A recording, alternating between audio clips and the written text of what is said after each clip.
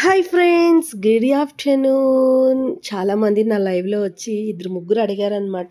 Hair cut చేపించుకున్నావా అక్క అంటే, అవును అన్నాను.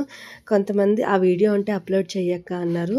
నిజంగా హెయిర్ కట్ చేపించుకునేటప్పుడు కొంచెం బాధ అనిపించింది. ఎంతో కష్టపడి పెంచిన హెయిర్‌ని ఇలా కట్ చేసి పారేస్తున్నారబ్బా ఏంటి అని.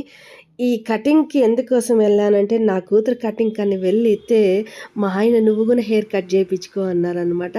ఏం హెయిర్ కట్ చేపించుకోవాలంటే నాకు తెలీదు. వాళ్ళు చెప్తారు, ఆ కటింగ్ చేపించుకో అన్నారనమాట. వెంటనే హెయిర్ వాష్ అంటూ స్టార్ట్ చేసి, ఆ క్లిప్‌లు, ఈ క్లిప్‌లు పెట్టేసి మొత్తానికంటే హెయిర్ కట్ చేయడం అంటూ స్టార్ట్ చేశారు.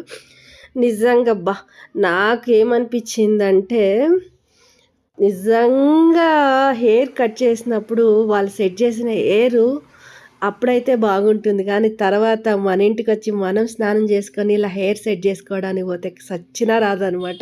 ఎందుకు ఈ మాట చెప్తున్నా అంటే, నిన్న మా ఆయన బర్త్‌డే ఉండే అనమాట. మా ఆయన బర్త్‌డేకి నేను ఇలా హెయిర్ సెట్ చేసుకుందామని అనుకున్నాను గానీ, సచ్చినా కుదరలేదనమాట. ఆటోలో పోతుంటే దయ్యంలాగా కనొస్తున్నాయనమాట. హెయిర్స్ మాత్రం కొంచెం బాధ అనిపించింది. ఫైనల్లీ ఎలా ఉంది చెప్పండబ్బా నా లుక్కు. నేను నా కూతురు ఎలా ఉన్నామో ఒక్కసారి చూసేసేయండి మరి. ఎవరికి